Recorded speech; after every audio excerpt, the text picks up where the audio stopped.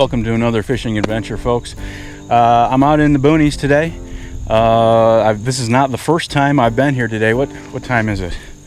A few minutes after 9. I've been out here earlier to throw bait, and the reason why I made 2 trips out here is because of this. This is where I am. I'm out in the boonies, about 3/4 mile away from the road.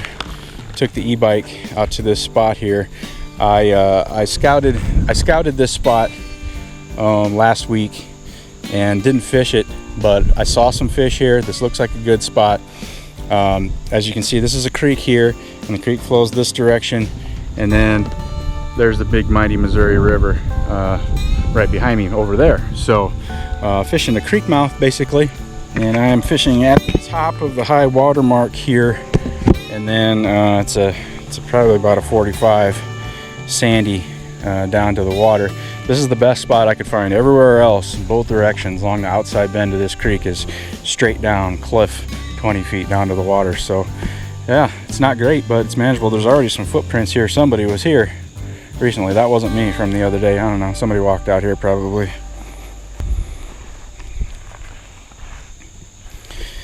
I need to get some water here. Oh, there's a nice little spot right over here that's not quite so steep. I could walk over here to land fish. This would be cool. It just drops off right here. Sand, and then just 5 feet out there, I just can't see the land anymore. I don't know how deep it is out here. One of the big attractions for me to come out here to up north in this northern part of the river is water quality. The water everywhere I go back close to home is green, full of algae. It's just disgusting. I just don't want to fish in it this week.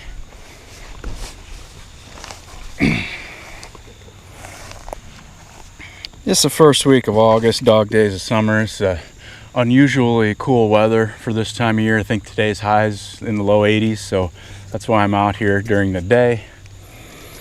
Usually it's just early morning, or sunset would be my second least favorite option, but usually it's just early mornings this time of year. But this place is a long ways away from home. I'd have to get up at like 3 o'clock in the morning to be able to get here for sunrise fishing. Not really interested in that. This is spicy sriracha boiled feed corn I'm putting on for a hook bait today. 3 kernels. Pack bait is my usual mix of oats, sweet feed, and this is a can of corn and a can of chili beans mixed in there with the oats and sweet feed. If you're new here and you want to see how I make the bait, look down in the description. There's a link to a video that has all sorts of different variations of this oats pack bait that you could use for ideas for your own fishing. Or do the standard breadcrumb jello thing that everybody on YouTube does. That seems to work too. Why don't I use jello? Mainly because I just don't like it. I don't like the scent of like fake fruit flavoring. It just doesn't smell good to me. It smells like candy, and I don't really like candy. So that's just personal preference, of course. You like strawberry jello? By all means, use strawberry jello. The carp certainly don't care. They like it all. You're going to stress about anything regarding fishing, stress about location and time of day and time of year and things that actually matter. I don't think the bait matters much. For those of you who have seen my most recent e-bike fishing trip where I scouted this area, you might remember that I broke the handle off one of these reels during my adventure. I don't know how, never found the handle. But just in case you're wondering, the handle off of a Cast King Sharky 5000 size seems to work on these Daiwa Regal 4000s, so bingo. The replacement handle for those old Daiwa reels was seemingly difficult to locate. I found a couple that were like, they wanted like $35-40 for just the handle. I just pulled the handle off a different reel. Alright. Boom, first bait in. Oh yeah, good. There's some good depth there. I was concerned that it was going to be super shallow, but that was probably 3, maybe even 4 feet of water there. Like I said, there were fish here when I was here before, but I don't know what kind they were. They might have been just silver carp or big head carp. I don't know. Those are filter feeders, so the chances of catching them is extremely unlikely. Common carp and grass carp is my main target here today. First one went off to the right a little bit down there, and then this next one's just going to go straight out.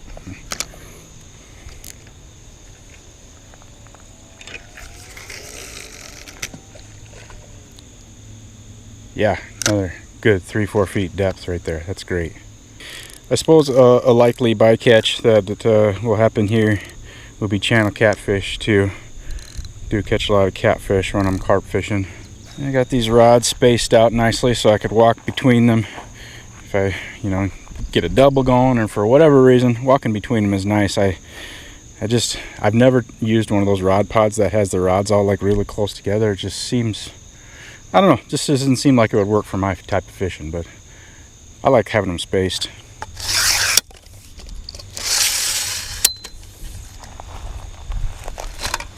This is a spot that I picked for a morning spot, that way I could have the sun at my back. This way is east. There's that big old star fireball in the sky. Don't like facing the sun when I'm fishing if I can help it. While I wait for my first bite, I want to walk over here and give you a view of the mighty mole here that is the main subject in my fishing here. That's the whole reason I'm here, is that the giants that live out here in this huge river are going to come up into this creek. I'm only a good, 50 feet away from this monster river here, and it's a 20-30 foot cliff straight down to the water here on the other side of this creek mouth. Fast moving water through here. There's a pretty good channel. This is a braided river, so there's all sorts of little channels that go in various places. I mean, it's about a mile wide at this spot right here. It's really wide, and there's a bunch of different channels, I'm sure. And there's one right here I can see, fast moving water. All those trees sticking up out of the water, those are shallow spots where trees have got hung up on sandbars. But anyway, really cool spot. I love this view, but I better get back to my rods.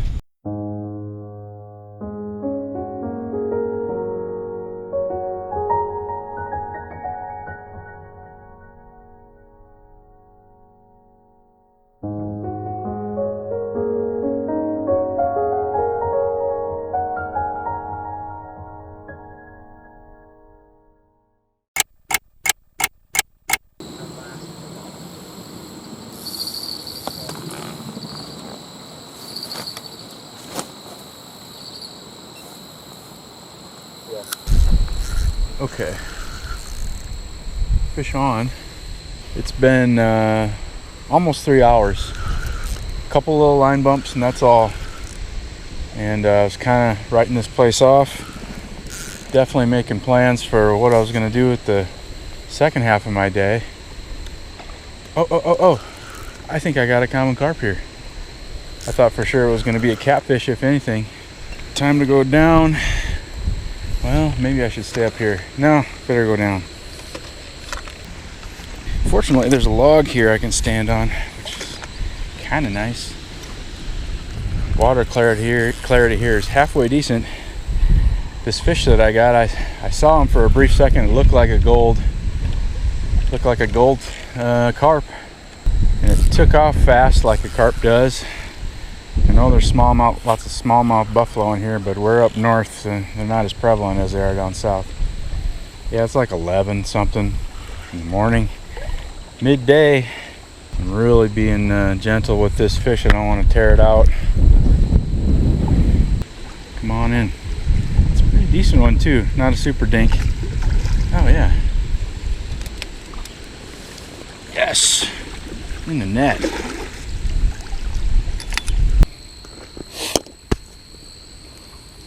Yeah, it's hooked good in the upper lip. Nice. Yeah, pretty nice first fish. Just 5-6 pounds, something like that. No giant or anything.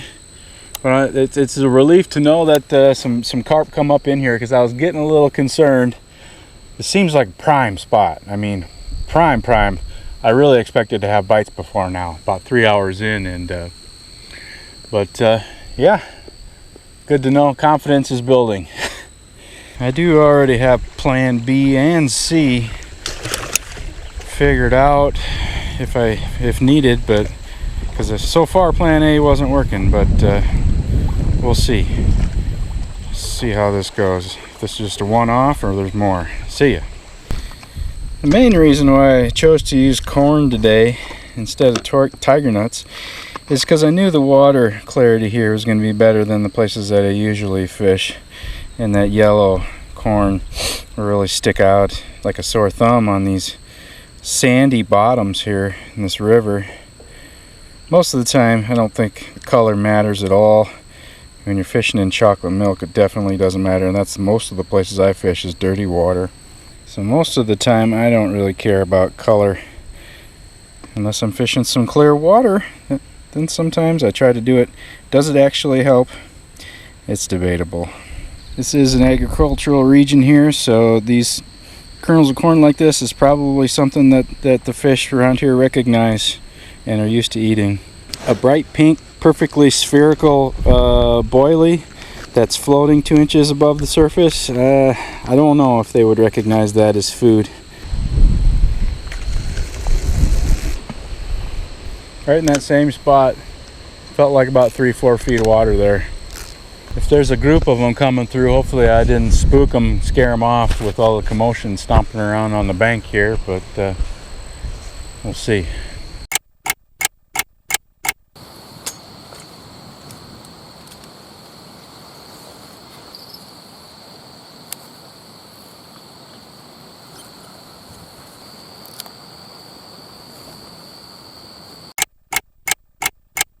All right, it's story time.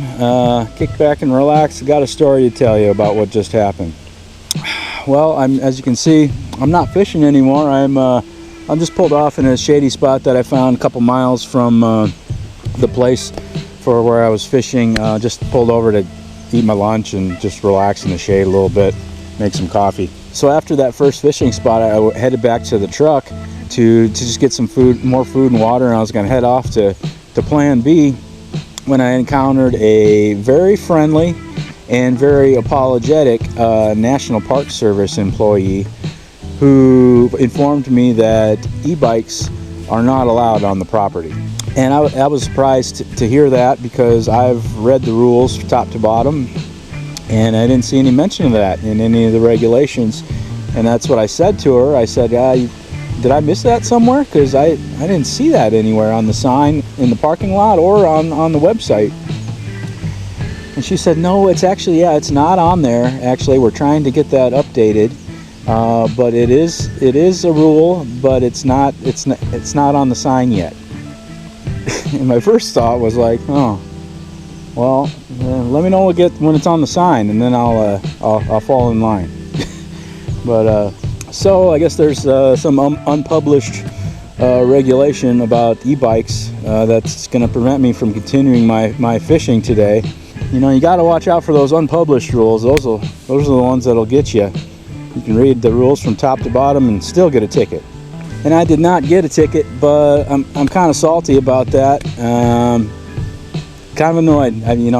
I've spent considerable hours. I spent an entire day last week scouting this area, looking for fishing spots, found a couple, baited them today, this morning, fished one of them, and apparently that's it. I'm not gonna fish these spots again. It's too far to walk, to haul stuff back there that far. It's just too far. I'm just not gonna do it. Almost every time I try to fish the Missouri River in this region, I run into obstacles that make it either impossible or just so difficult that it's just not worth doing. Here's another example of that.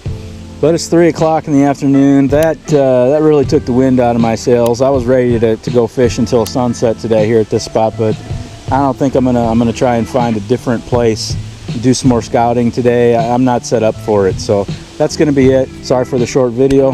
Thanks for watching. I appreciate it. See you on the next one.